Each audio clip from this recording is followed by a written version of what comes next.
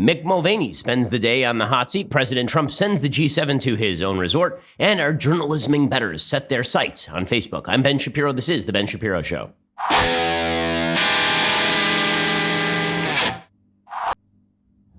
Wow, endless numbers of things to get to today. We're going to jump in just 1 second. First, The Ben Shapiro Show is sponsored by ExpressVPN. Protect your online privacy today at expressvpn.com/Ben. We love our friends over at ExpressVPN. Okay, so the big news of the day all surrounds Mick Mulvaney. Before we get into it, first, we have to note the passing of Elijah Cummings, longtime congressperson from Washington, D.C./Baltimore. Obviously, according to the Associated Press, Maryland Representative Elijah Cummings, a sharecropper's son who rose to become a civil rights champion and the chairman of one of the U.S. House committees leading an impeachment inquiry of President Trump, died Thursday of complications from long-standing health problems. He was 68 years old. He was a formidable orator who advocated for the poor in his black majority district, according to the Associated Press. You don't have to like Elijah Cummings' politics to understand that he was good at the game. And not only that, that he was actually, according to virtually every Republican who worked with him, somebody who operated with a high level of honor inside his own chamber. There's a lot of bipartisan respect for Elijah Cummings. So all the best to his wife and family. Obviously, condolences to everybody who knew Elijah Cummings. Trey Gowdy made a really nice statement on Twitter about Elijah Cummings. He said, Elijah Cummings was one of the most powerful, beautiful, and compelling voices in American politics. The power and the beauty came from his authenticity, his conviction, the sincerity with which he held his beliefs. We rarely agreed on political matters. We never had a crossword outside of a committee room. He had a unique ability to separate the personal from the work. The story of Elijah's life would benefit everyone, regardless of political ideation. The obstacles, barriers, and roadblocks he overcame, and the external and sometimes internal doubt that whispered in the ear of a young Elijah Cummings, he beat it all. He beat the odds. He beat the low expectations of that former school employee who told Elijah to abandon the dream of being a lawyer, that he would never become a lawyer, to settle for a job with his hands and not his mind. Elijah loved telling that story because that school employee wound up being Elijah's first client as a lawyer. We live in an age where we see people on TV a couple of times and we think we know them and what they are about. It is true Elijah was a proud progressive with a booming, melodious voice who found himself in the middle of the most major political stories over the past decade. It is inescapable that be part of his legacy, but his legacy also includes the path he took to become one of the most powerful political figures of his time. It is a path filled with pain, prejudice, obstacles, and doubt that he refused to let stop him. His legacy is perseverance. His legacy is fighting through the pain. His legacy is making sure there were fewer obstacles for the next Elijah Cummings. His legacy, to me, above all else, was his faith, a faith in God that is being rewarded today with no more fights, no more battles, and no more pain. So, nice statement by Trey Gowdy. And regardless of your political affiliation, when people in public service pass away and they are and they are well respected across the political aisle, it's worthy of taking a moment. Okay, so the big news of the day obviously surrounds the statement of President Trump's acting chief of staff, Mick Mulvaney, who also is the head of the Office of Management and Budget, has an enormous amount of power and influence inside the Trump administration, and is seen by many as the guy who's kind of Trump's hatchet man on the inside. We'll get to what Mick Mulvaney said in just 1 second. First of all, we have to say, how many different types of cars are there on the road? Like, you're listening to this, it's quite possible you're listening to this in your car. Look out the window and you will see there are a bevy of different types of cars on the road. Do you really think that the local auto parts store has the parts that you specifically need for your car? The chances are pretty low. And that is why God made the interwebs. The interwebs are there so that you can actually have the precise part that you require at a price that you can afford. This is where RockAuto.com comes in. RockAuto.com is a family business serving auto parts customers online for 20 years. Go to RockAuto.com to shop for auto and body parts from hundreds of manufacturers. They have everything from engine control modules and brake parts to tail lamps, motor oil, even new carpet. Whether it's for your classic or your daily driver, get everything you need in a few easy clicks delivered directly to your door. The RockAuto.com catalog is super easy to navigate. Quickly see all the parts available for your vehicle and filter by brands, specifications, and prices as well. And best of all, the prices at RockAuto.com, they're always reliably low, and the same for professionals and do-it-yourselfers. They've got great selection, low prices, and the parts that your car needs. RockAuto.com. Go to RockAuto.com right now, see all the parts available for your car or truck, and write Shapiro in their How Did You Hear About Us box so they know we sent you. That helps us. It also helps them. Check them out at RockAuto.com and write Shapiro in their How Did You Hear About Us box. Okay, so the big story over the course of yesterday was Mick Mulvaney, President Trump's acting chief of staff, coming out and saying a bevy of things about Ukraine. So let's go through the things that Mick Mulvaney actually said about Ukraine, because I think some of them are true and some of them are badly stated and some of them are being misconstrued and some of them make real trouble for President Trump. So here's what Mick Mulvaney had to say about Ukraine aid. He was specifically asked whether aid to Ukraine was tied to Ukraine investigating the 2016 election. And here's what Mick Mulvaney had to say. Did he also mention to me in the past the corruption related to the DNC server? Absolutely. No question about that. But that's it. And that's why we held up the money. The look back to what happened in 2016 certainly was part of the thing that he was worried about in corruption with that nation. And that is absolutely appropriate. The funding.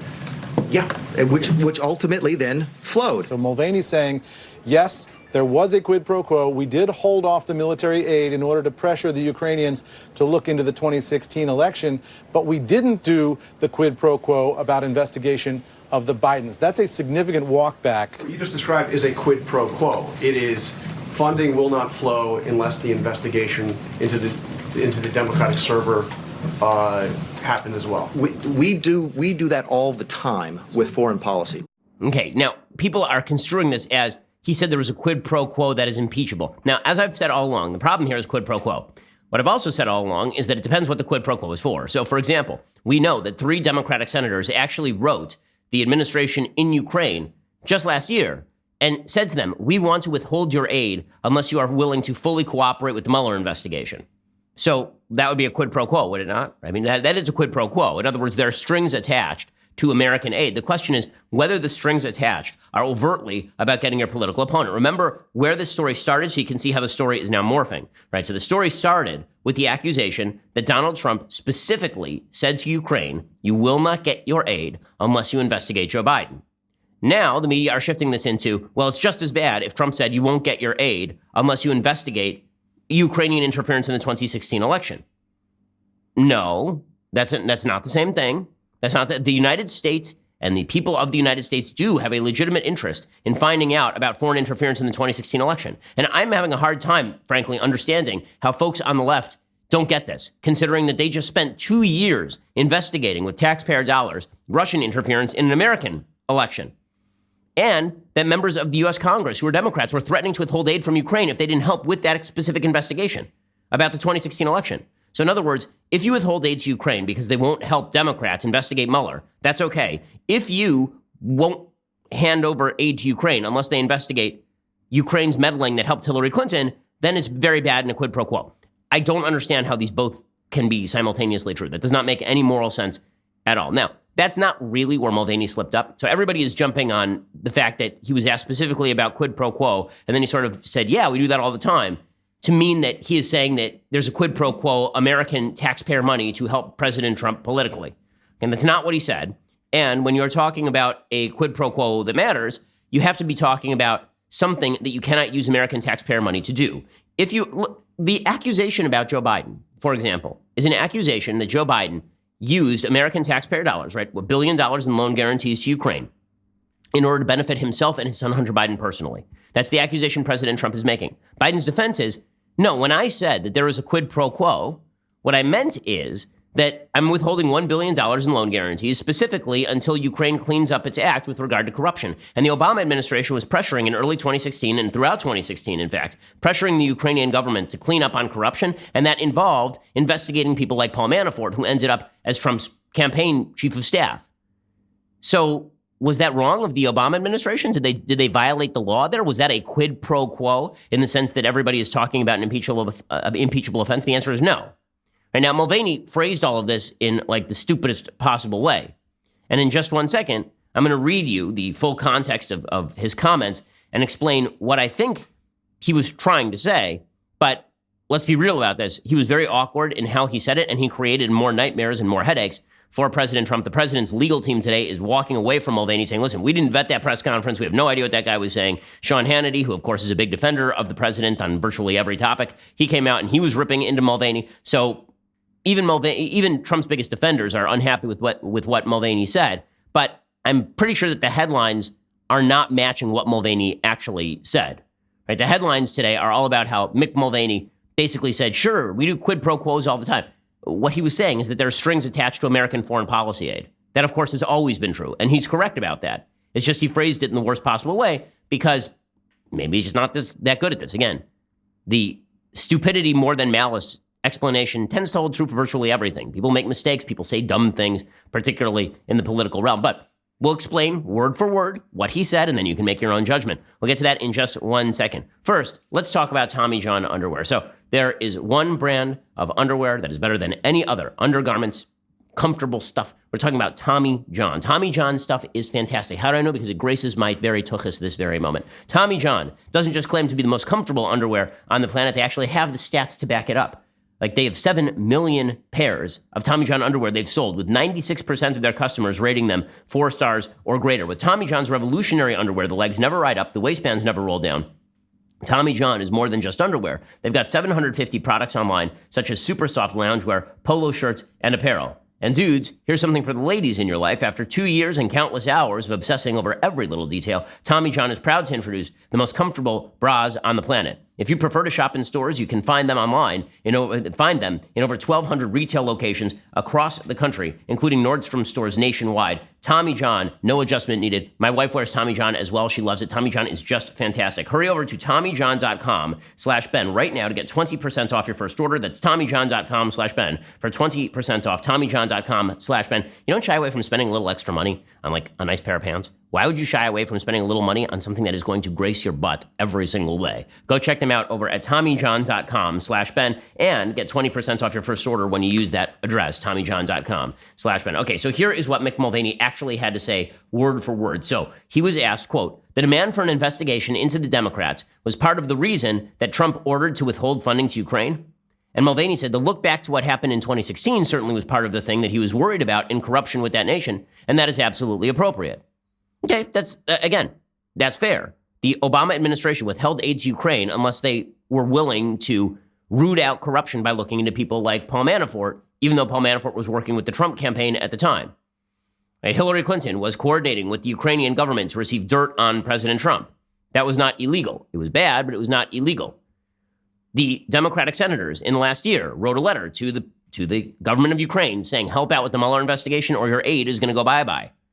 That's what Mulvaney is saying. So the reporter then said withholding the funding, and Mulvaney said, yeah, which ultimately then flowed. By the way, there was a report that we were worried that the money if we didn't pay out the money, it would be illegal, okay? It would be unlawful. So that is the part where Mulvaney is starting to look weird, right? Like, this is where Mulvaney starts blurring the lines and things get very weird. If you were making the claim that we are allowed to withhold funding based on investigation of things that are of importance to the American public, including foreign interference in the 2016 election, even badly based information about foreign interference in the 2016 election, right? This is my theory, and I think it is the most plausible theory by a long shot, and that is that Rudy Giuliani was being fed bad information by Ukrainian actors. He was feeding that to President Trump. President Trump was putting that into his mind and churning out a one-note card statement on Ukraine, and that's all he really was thinking about in Ukraine. That was corruption, DNC, server, 2016, Maria Yovanovitch. Like it all comes out as a ball of bleh from President Trump. And then Mulvaney interprets that as we're fighting corruption by withholding aid. And I think that's really what happened here. It may be bad information. It may be information that is wrong or incorrect. All of that may very well be true. That does not mean that it's a quid pro quo for quote unquote political purposes. When Mulvaney says, if we didn't pay out the money, it would be illegal, it would be unlawful, based on what? Like, that's undercutting your own argument. If his argument is we could withhold the aid in order to achieve the fighting of corruption, which included investigating, for example, the DNC server, again, based on bad information, if that is Mulvaney's argument, then what is he talking about? It would be illegal if we didn't allow the money to flow. And then he was asked, what you just described as a quid pro quo. It is funding will not flow unless the investigation into the Democratic server happened as well. And Mulvaney said, we do that all the time with foreign policy. We were holding up money at the same time for the Northern Triangle countries. We were holding up aid at the Northern Triangle countries so they would change their policies on immigration. So what he's saying there, right, people are taking we do quid pro quos all the time with foreign policy to mean we do political quid pro quos that benefit the president all the time with foreign policy. That is not what he is saying, right? The context is we do stuff that is quid pro quos with foreign governments based on foreign aid, which of course is exactly true. And then they take out of context this other line that Mulvaney says, where he says, and I have news for everybody, get over it. There's going to be political influence in foreign policy. He doesn't mean that, get over it, the Ukrainians are going to influence American foreign policy in the election, or the Russians are going to influence American foreign policy in the election.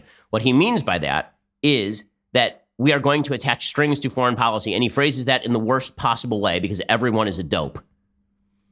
Here's the important part, right? Remember, this entire debacle began with the accusation that it was about Biden, that the quid pro quo was about Biden. Don't forget that. That's what this whole thing was about. This whole thing, the headlines were Trump ordered Ukraine aid withheld unless Ukraine went and got Biden. That's what the entire headline was. And just like the Mueller investigation morphed from a Trump-Russia 2016 election interference investigation into Trump obstruction of justice. He hates Robert Mueller. Why did he fire the acting FBI director? It morphed really quickly. This one is already morphing. So just notice the moving of the goalposts. It moved from the quid pro quo is about Biden to the quid pro quo is about corruption in Ukraine. Well, if the quid pro quo is about corruption in Ukraine, that is not an illegal quid pro quo.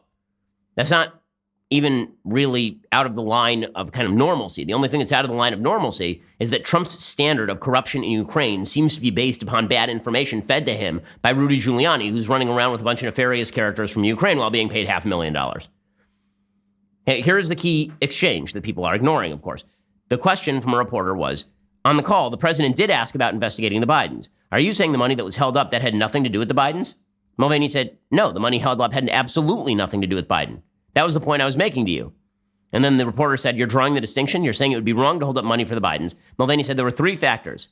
I was involved with the process by which the money was held up temporarily, okay? Three issues. The corruption in the country, whether or not other countries were participating in support of Ukraine, and whether or not they were cooperating in an ongoing investigation with our Department of Justice. That's completely legitimate. That is completely legitimate. What he is saying there is not wrong, right? If there's an ongoing investigation into 2016 election interference by Ukrainian government officials working with Hillary Clinton, for example, that is not wrong to withhold aid until Ukraine helps with that investigation. That's not. Obama did it. These Democratic senators did it. It is not inappropriate. It is not wrong. And then the reporter said, you just said you were involved in the process in which the money was held up temporarily. You named three issues. And the corruption in the country, whether or not the country would look, they were assisting with an ongoing investigation of corruption. How is that not an establishment of an exchange of a quid pro quo? And Mulvaney said, those are the terms you used. I mean, go look at what Gordon Sondland said today in his testimony. It was that, I think in his opening statement, he said something along the lines of they were trying to get the deliverable. And the deliverable was a statement by Ukraine about how they were going to deal with corruption, okay? Go read his testimony if you haven't already. And what he says is, and he's right, this is absolutely ordinary course of business. This is what you do when you have someone come to the White House. When you either arrange a visit for the president, you have a phone call with the president. A lot of times we use that as an opportunity to get them to make a statement of their policy or announce something they're going to do. It's one of the reasons we can't, sort of announce that he's on the phone call or at the meeting. This is the ordinary course of foreign policy. Okay, so people, again, are taking Mulvaney, not shying away from the phrase quid pro quo to ignore what kind of quid pro quo he is talking about. Okay, if I go down to the local grocery store and I hand a person money in exchange for bread, that is a quid pro quo. It's a market transaction. If I walk down to the local slum corner and I hand a man money in exchange for cocaine, that is also a free transaction. It is not the same kind of transaction, right? Both of those are quid pro quos. One of them is illegal, and one of them is fully within ordinary course of business. Withholding aid in order to achieve certain foreign policy objectives is, in fact, the way that business is done on foreign policy. And that is 100% right. But the question is whether this was done in order to get Biden. Again, it's amazing how Biden has sort of slipped away from the conversation. Notice how it slipped away. Okay, well, the White House is reacting to all of this. The DOJ reacting to all, Democrats reacting to all of this. We'll get to that in just 1 second. First, let's talk about protecting your online information. ExpressVPN is an app I use to stay secure online. Why should you care about encrypting your data? Well, it's often easy for a hacker to bypass Wi-Fi security and steal your information by exploiting flaws like crack. That would be crack with a K in case you actually want to Google it. It's very easy for people who know what they're doing to grab your data. And once they have your data, they can use it for any purpose they want to use it for. They can steal your credit card information. They can take your data and they can sell it to third-party vendors. It's hard to know whether your device or network is vulnerable. If you ever use Wi-Fi at a hotel or a shopping mall, you're sending data over an open network, meaning no encryption at all. The best way to ensure that all of your data is encrypted and can't be read by hackers is to use ExpressVPN. All you need to do is download the ExpressVPN app on your computer or smartphone. You tap one button to secure 100% of your network data, and then you can use the internet just the way you normally would. ExpressVPN is incredibly reliable. It's the fastest VPN service I've tried. They're also rated the world's #1 VPN provider by review sites like TechRadar and CNET. ExpressVPN takes privacy and security to the next level. Go check them out right now. ExpressVPN.com/Ben for 3 extra months free with a 1-year package. There's a reason I trust ExpressVPN. You should too. Protect your internet today with the VPN I trust to keep my data safe. Go to ExpressVPN.com/Ben to get started. Okay, so the Democrats are reacting to this. Adam Schiff, who's already ready for impeachment. I mean, he didn't need this. He now says that Mulvaney did something super duper duper wrong. He says, I think Mr. Mulvaney's acknowledgement means that things have gone from very, very bad to much, much worse. Schiff demurred when asked how Mulvaney's comments would affect the pace of the House's impeachment inquiry. So in other words, Democrats are going to say that things just got worse, even though basically, in reality, what Mulvaney said basically confirmed what the Trump administration was already saying. Schiff said, the idea that vital military systems would be withheld for such a patently political reason, for the reason of serving the president's reelection campaign, is a phenomenal breach of the president's duty to defend our national security. But Mulvaney never said that. And Mulvaney never said that the military aid was being withheld in order to help Trump politically. That misread of that one line where he says there is political influence in foreign policy, he didn't mean that this was meant to help Trump and boost Trump for 2020. He meant there are strings attached to foreign policy dollars. And it's pretty obvious from the context that that's exactly what he meant. Right? So Mulvaney is already walking this thing back.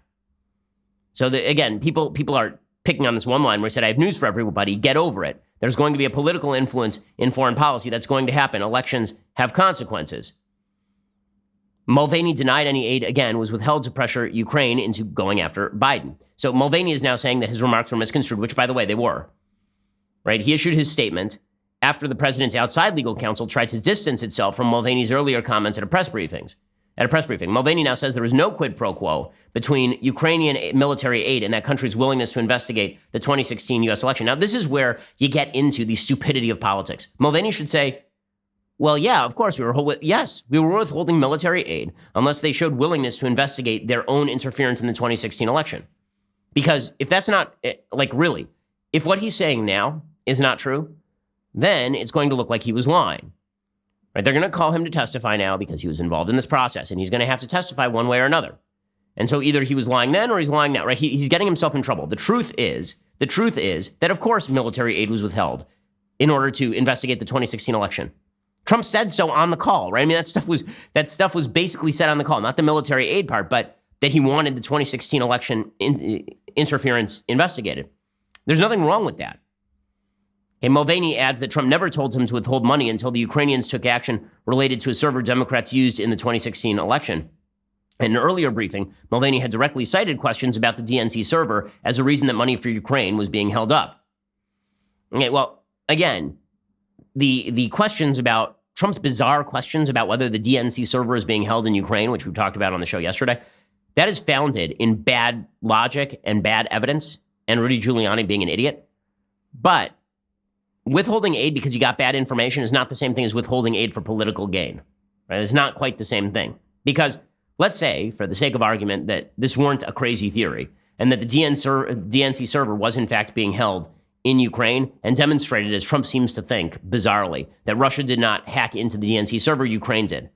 Wouldn't that be of relevance to the American people? I mean, we just spent 2 years investigating whether or not the Russians were behind the 2016 election interference. So if it was Ukraine instead, that seems like that would be relevant. Now, as I say, I think it's an idiotic theory. I don't think there's any evidence to back it. But if that's what's going on in Trump's head, then that's not necessarily about Trump's political gain. It's much more about who interfered in the 2016 election. We just spent 2 years investigating this and pressuring Ukraine to cooperate. A lawyer for Trump is trying to distance the president's legal team from Mulvaney.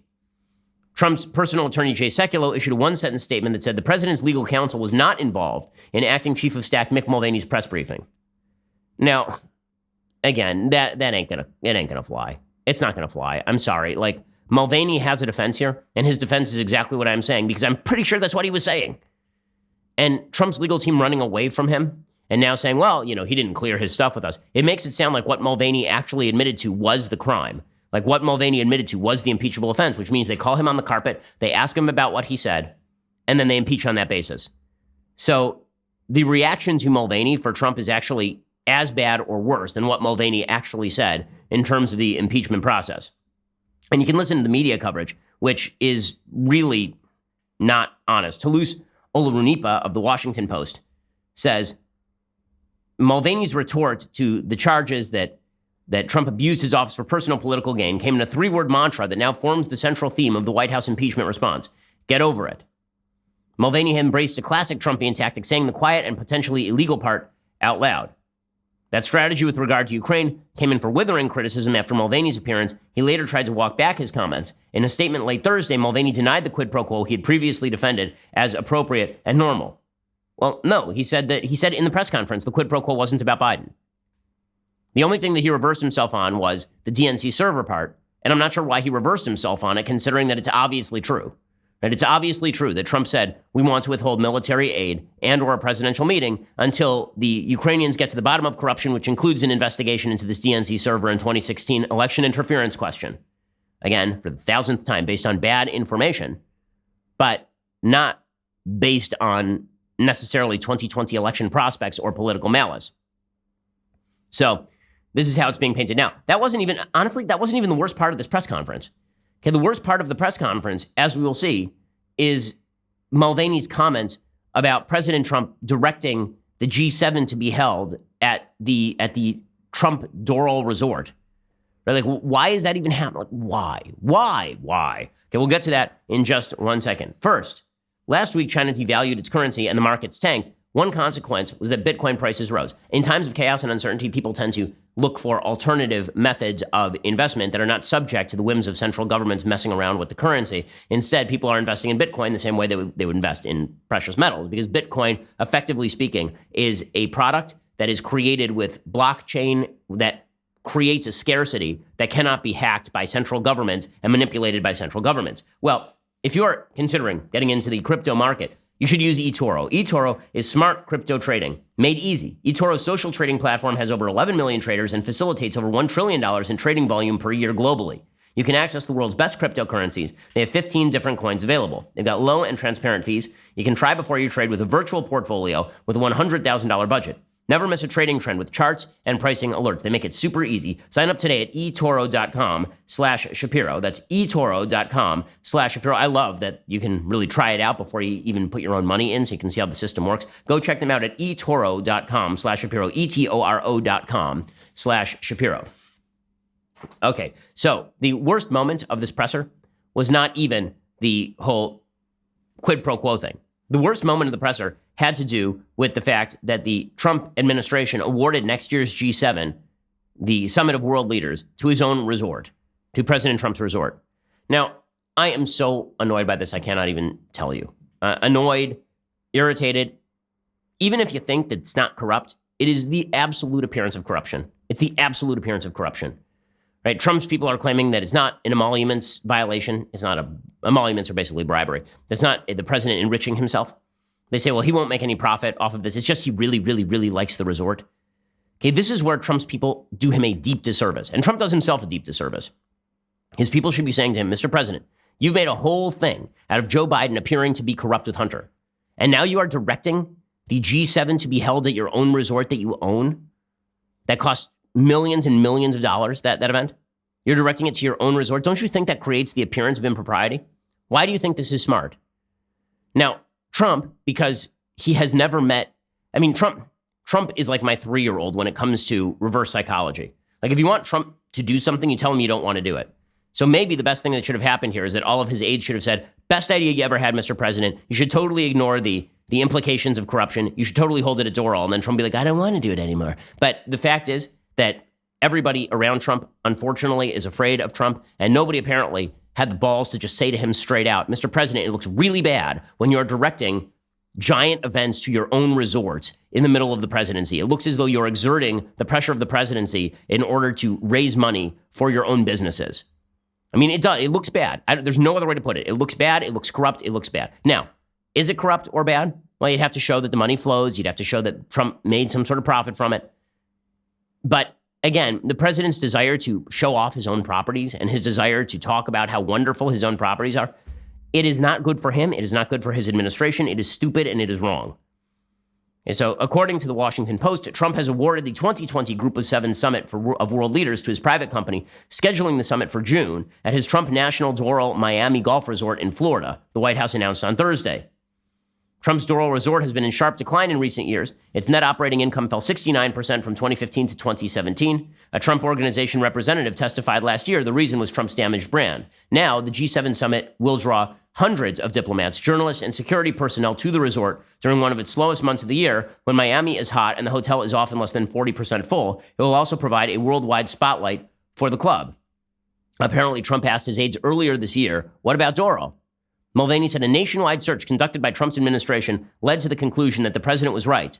Doral was far and away the best physical facility for the meeting, is what Mulvaney said. Weird that the best physical facility in the United States, anywhere in the United States for the meeting, happens to be owned by the president of the United States. Okay, I'm sorry, this is absurd. It's absurd. And it's just, it's everybody around Trump trying to stroke his ego because they feel like if they stroke his ego, maybe he'll give them some of their policy priorities. And it's a huge mistake. Somebody should have just said to him, no. Somebody should have said to him, no. But nobody will say to him, no. And it damages him.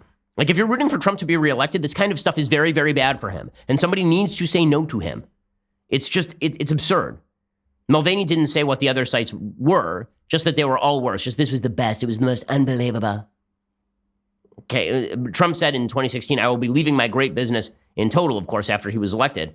And yet, we've seen that it is not true, that he is not directing business to his own businesses. Now, maybe he doesn't make money from that, but this is like, it's absurd. I'm sorry, it's just absurd. On a political level, it is on a moral level, it's absurd. Like, there's just no rationale for it. Mulvaney was asked about this. Here's what Mulvaney had to say. He's not making any money off of this, just like he's not making any money from working here. And if you think it's going to help his brand, that's great, but I would suggest that he probably doesn't need much help promoting his brand. So we'll put the profit one aside and deal with a perfect place. I mean, who was here for the last time was at Camp David? Was that the perfect place? In fact, I understand the folks who participated in it hated it and thought it was a miserable place to have the G7. It was way too small. It was way too remote. My understanding is the media didn't like it because you had to drive an hour in a bus to get there either way. Okay, so Camp David was bad, but apparently, last I checked, it turns out that there are lots of hotels and resorts in the United States, lots of them. I've been to summits and meetings with very high-level people at resorts that are not, in fact, at Doral, and that are quite nice. Like, Mulvaney admitted he was skeptical of the plan at first, but he called Doral the perfect physical location. Perfect. Miami in the middle of July. Perfect. And dismissed criticisms by saying Trump is the most recognizable name in the English language and probably around the world right now, so he doesn't need help with marketing. He said, there's no profit here. Clearly, there is profit with the Bidens. If you look at the difference between the Trump family and the Trump family made their money before they went into politics. Oh my God. If you're making the comparison between Trump and Biden, and your entire criticism of Biden is that he appeared to be using the power of his office to benefit his son, and this is an appearances question. Appearances, like, hello? Appearances. Is this mic on? So that was really grand for Mick Mulvaney. Well, we'll get to more of this in just 1 second. We'll also get to the 2020 Democratic race and what I think was actually a really important speech by Mark Zuckerberg over at Facebook yesterday. But first, you need to go over to dailywire.com. Folks, the Daily Wire's long-awaited app is finally here, and it truly is phenomenal. First rate, if you're a subscriber, you can access all of our content, including articles, shows, and more, straight from the app. All access subscribers get our new and exclusive discussion features where they can interact directly with hosts, writers, and other special guests. The app is available on Apple and Android. Download today, become a subscriber, and come join the fun. A little bit later on in the show, we have 2 additional hours of the show every day. You can access all 3 hours of the show when you subscribe. So if you love the show but you want more of it, well, good news for you. You can now watch all 3 hours of the show, and you can be part of the mailbag. We're probably not going to have time for the mailbag on the podcast today, but we'll do it later on the radio show. So if you're a subscriber, you get those questions answered. Go check us out over at dailywire.com. We are the largest, fastest growing conservative podcast and radio show in the nation.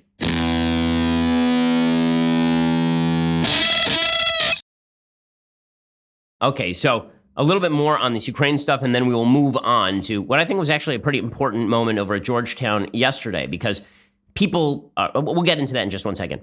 But first, there's one final story that we have to take note of with regard to all of the Ukraine impeachment 2019 talk, and that is Gordon Sondland, who is the Trump EU ambassador. He told House investigators that he opposed the president's request to run Ukraine policy through Rudy Giuliani. Again, for the 1,000th time, this is all going to come down to Rudy Giuliani, not Mick Mulvaney. It's going to come down to Rudy Giuliani and whether Rudy Giuliani was, in fact, just giving the president bad information or whether he and Trump were scheming to go get Democrats, whether they were like Elmer Fudd on a wabbit hunt or whether they were just being fed bad information about something that is of public interest in the United States, namely how the 2016 election was affected by foreign interference. Okay. Meanwhile, there was a big speech that was done by Mark Zuckerberg yesterday at Georgetown. Now, quick preface here. There's a story that came out a little bit earlier this week in Politico, and the story suggested that I have met with Mark Zuckerberg. Now, let me say clearly and for the record, I will never tell the media who I meet with, ever. I'm not going to tell them who I meet with. I'm not going to tell them what we say.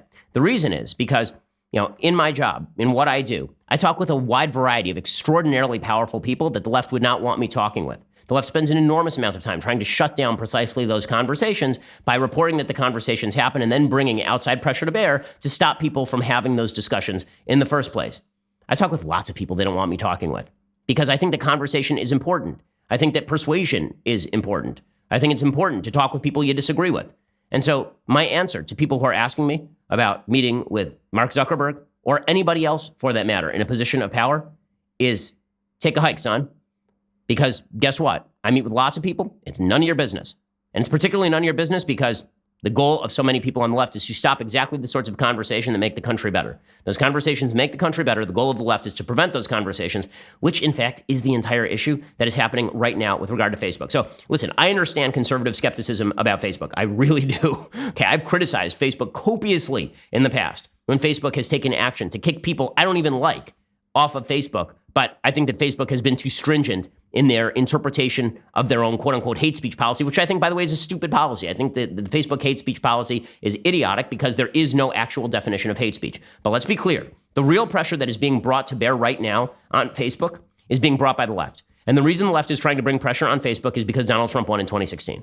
It is that simple. The left doesn't like that Trump won. The left doesn't like that you have an alternative method of getting your news because Facebook allows the free flow of information more or less. Now, the more or less is a serious question and a question we have to deal with. But the fact is, I, over at Daily Wire, can't exactly complain about Facebook's dissemination of news, considering that we get an enormous amount of traffic via Facebook. And so do a number of other conservative publishers. If it were not for social media sites like Facebook, if it were not for social media sites like Instagram, if it were not for social media sites like YouTube, it would be very difficult for you to get information. The social media sites have been very useful in ending around the media, which, by the way, is why the media are so all-fired pissed off at Facebook. It's why the Democrats are so all-fired pissed off at Facebook. It's why you're seeing Elizabeth Warren threatening to break up Facebook and other big tech companies, not because they're worried about monopoly of information, but because they want to restore the monopoly of information. Understand that social media platforms, I may disagree with their rules. I may disagree about the implementation of the rules. I may be quite skeptical of the people who are in charge of actually making those rules apply.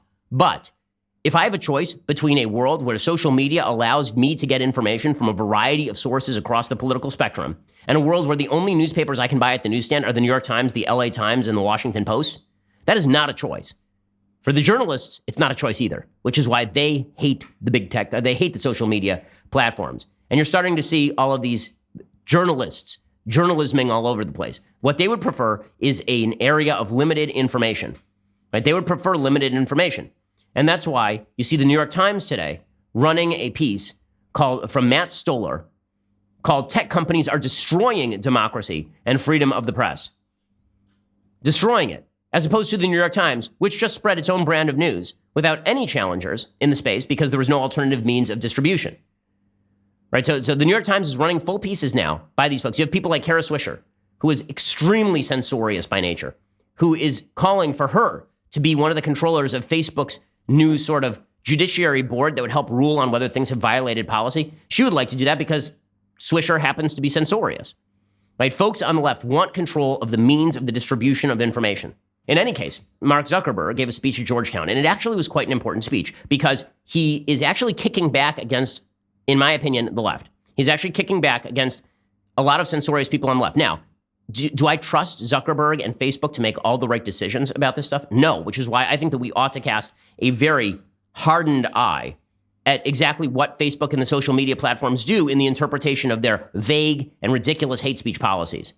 But at least Zuckerberg seems to understand some of the problems. So he gives the speech at Georgetown. The media go nuts. It's terrible. We need to break up Facebook. Why would you trust anything the New York Times or the Washington Post are telling you? If they tell you when it comes to what's good for freedom of speech is that Facebook be shut down, why would you trust the people who want a restoration of the monopoly of informational flow? Why would you trust them? Like, I'm seeing conservatives who are like, yeah, Washington Post and New York Times are right. In no other context would you say this. None. But suddenly you're saying this because there's some people on the right who make a good living ripping on big tech without actually understanding all the issues. In any case, Zuckerberg, honestly, I thought his speech was pretty solid yesterday over at Georgetown. Here's what he had to say about the value of free speech.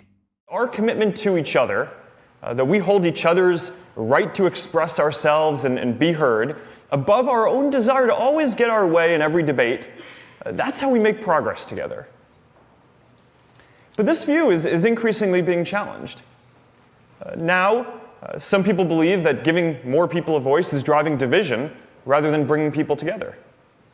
More people across the spectrum believe that achieving the political outcomes that they think matter is more important than every person having a voice and being heard. And I think that that's dangerous. This is 100% right. Okay, at least on this point, Zuckerberg seems to get it, right? He is saying that there are people on the left who want to shut down. He doesn't say the left, obviously. He's not going to get partisan with this. But read, it's the left, okay? There are people on the left who want to shut down certain voices. And he even gets that they're doing it by broadening the mandate of violence, by suggesting that speech is violence, right? And Zuckerberg said in the middle of the speech, he said, people no longer have to rely on traditional gatekeepers in politics or media to make their voices heard, and that has important consequences. I understand the concerns about how tech platforms have centralized power, but I actually believe the much bigger story is how much these platforms have decentralized power by putting it directly into people's hands. You can't argue with the reality of that. That is 100% true. Before, the barrier to entry in the media marketplace was spending $100 million on the New York Times. Now the barrier to entry is setting up a Facebook page. That's a pretty major difference. And he talks about the trend toward pulling back on free expression. He says we want the progress that comes from free expression, but not the tension. Okay, that is exactly right. Right? He says it's hard to get the area of hate speech right. I think it's not as hard to get the area of hate speech right. I just think that the general notion of hate speech ought to go away. If you are involved in inciting violence, listen, if I were controlling policy at Facebook, I would be recommending a fulsome First Amendment standard, which means unless you are actually inciting violence, unless you are actually engaging in violation of law, I would not ban you from Facebook. I would not denigrate you on Facebook. But he's the one with the private company, and they're not, in fact, a government outlet. With that said, he is correct in his basic understanding of the issue. Right? So, for example, unlike the NBA, unlike a lot of people on the corporate left, he has refused to do business with China. He said he wanted to have service with China, but his principles with regard to what Facebook should be did not jibe with what China was doing. So that's very different from what Google has been doing. Google's just going over there and willy-nilly making deals and changing search results for the Chinese. Zuckerberg didn't do that, so at least give him credit where credit is due. I wanted our services in China because I believe in connecting the whole world, and I thought, maybe we could help create a more open society. And this is something that I worked hard on for a long time.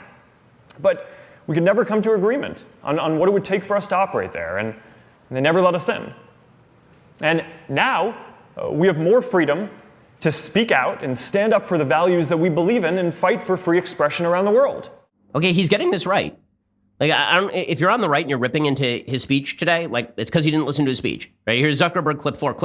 This clip, he talks about what he thinks his responsibility is. Now, again, how he actually carries out that responsibility is something that we should all have our eye on. We should. Like, everyone should be very skeptical of people in positions of power carrying out their responsibilities properly. But Zuckerberg at least seems to pay lip service to what he understands the responsibility to be right here. Right? I mean, listen to what he is saying here is no different than what I would say. It is not. Okay, now how he carries it out may be very different. And that remains a question that we should all keep our eye on, as I keep saying here. Here's Zuckerberg clip 4. I believe that we have two responsibilities. To remove content when it can cause real danger as effectively as we can, and to fight to uphold as wide of a definition of freedom of expression as possible, and to not allow the definition of what is considered dangerous to expand beyond what is absolutely necessary. And that's what I'm committed to. Okay, good. I mean, okay, so now hold him to his word. But the reason the media are so all-fired pissed with Mark Zuckerberg and with Facebook is because he is saying stuff like this. Because Zuckerberg actually, Zuckerberg, like a lot of these big tech platforms, unlike Google, which apparently just wants to make money in China, Zuckerberg is actually paying lip service. Again, we'll see how it carries out in practice. He's paying lip service to First Amendment values right there. He is. And if the right has any brains at all, they should be cheering what Zuckerberg said yesterday about limiting the left's attempt to conflate speech with violence and broaden the definition of violence to encompass anything they disagree with. Because Zuckerberg was pushing back against that yesterday. And who do you want? Do you really want? Listen, I may not trust Mark Zuckerberg to set the standards. Frankly, I'm not sure that Zuckerberg, from his own speech, trusts Mark Zuckerberg to set the standards. I don't think anybody should be trusted to set the standards per se. But who do you trust more? Private industry, which is at least responsive to the public, or the government, which does not give a damn and is controlled by open political partisans? Because those are your two choices. Okay, time for a quick thing I like and then a quick thing that I hate. So, things that I like. South Park, they are the most brilliant satirists out there. They remain the most brilliant satirists out there. And they did a bit mocking LeBron James. And it is pretty spectacular. By the way, quick note. The same media that feel uncomfortable, like sort of uncomfortable criticizing LeBron James over completely kowtowing to China, have no problem talking about breaking up big tech and breaking up Zuckerberg's company because Zuckerberg won't do business in China. Like, it's kind of crazy. Here's South Park going after LeBron. We have a right to free speech. Yes, we do all have freedom of speech, but at times there are ramifications for the negative that can happen when you're not thinking about others and you're only thinking about yourself. Whoa, what's going on, kids? The protesters are trying to kill Eric again, Mr. Mackey. Okay, kids, we don't want another incident here, okay? They're trying to change people's lunch. They don't realize it harms people financially, physically, emotionally, and spiritually. So that is Cartman directly quoting LeBron James. Yes, we are still allowed, thank God, at least for the time being, to make fun of people in positions of public power. Okay, time for a very quick thing that I hate. Okay, this is just spectacular. I'm not sure whether I love it or whether I hate it. It is spectacular. So there's a BuzzFeed reporter. Her name is Catherine Miller. And she was tweeting out about the 2020 Democratic presidential debate. And she tweeted out, quote, "Hard to know if last night harmed or helped Warren. But I think we can all come together and agree a debate highlight was Warren telling Kamala Harris no about banning Trump from Twitter and then continuing with her point in the manner of shrugging off a Greenpeace clipboard person." And so that is what Miller tweeted. And by the way, she was right. It was hilarious. Kamala Harris was so desperate for attention. I mean, that entire debate was just like, love me. Why won't you pay attention to me? Twitter. Like that she thought that her best hit on Elizabeth Warren was not, you called yourself a Native American for 30 years on official forums. Her best attack instead was, why won't you ban Trump from Twitter, man? Like that, Kamala Harris is very bad. So Kamala Harris's campaign spokesperson, then the Harris aide anyway, a Harris aide then sends this insane note to Catherine Miller, quote, "Hey, I have talked to her directly a few times when she's tweeted out," she sent this to apparently Ben Smith, I guess, the editor-in-chief of BuzzFeed. "Hey, I've talked to her directly a few times when she's tweeted out stuff like this. And I told her I was glad she deleted this tweet." So she deleted the tweet. There's nothing inappropriate about the tweet. She said, "But this kind of stuff is just really a horrible look for you guys. Frankly, it's whiteness manifest." Whiteness manifest. What in that tweet has anything to do with race? It just says that Harris is a crazy person who stands outside the supermarket with a Greenpeace clipboard. That's 100% correct. And it has nothing to do with race. I know, Greenpeace activists, they come in all races and sizes and sexual orientations. At least they appear to. So, like, what? If Kamala Harris's people are running to, that's racism, to call her a Greenpeace activist? Pretty weird. Because if Kamala shrugged off a Warren critique of how she wasn't with her on Facebook, we'd get raked and she would get lauded as taking on corporate power. The blithe mockery here of Kamala, while lauding Warren's style, is just not up to par. I say this to you to be super frank, and because I really like your guys' work, the platform and your reporters. We work well together across the board, but this is a bit problematic. There's that word again. Problematic. So problematic. Okay, you can't name what's wrong with it, but it's problematic. Also, I love the tacit admission right there that we work well together across the board, guys. And if you just have your people delete their tweets, we can continue to work really well together and be bestest of friends. That's not corrupt in any way, shape, or form. Well done, Kamala Harris's team. Trying too hard. Trying too hard. And by the way, points to Ben Smith. He responded, quote, "Do you seriously not have real problems? This text makes you think you are totally unready for an actual presidential campaign." No, it's that rare point. It's that rare time of the day when I am praising Ben Smith. Ben, right on the money, man. Yes, correct. More of this, please. I love that. Just spectacular stuff. Amazing. Okay, we'll be back here later today with 2 additional hours of content. There was so much we weren't able to get to on the show because it was an action-packed day. But if you want more, including the mailbag, head on over to dailywire.com and subscribe, and we'll see you there later. I'm Ben Shapiro. This is The Ben Shapiro Show.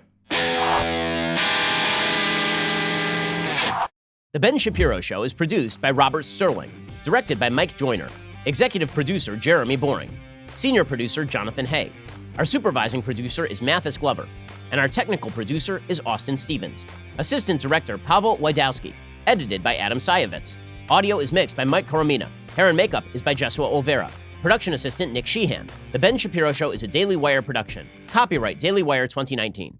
On the Matt Walsh Show, we're not just discussing politics. We're talking culture, faith, family, all of the things that are really important to you. So come join the conversation.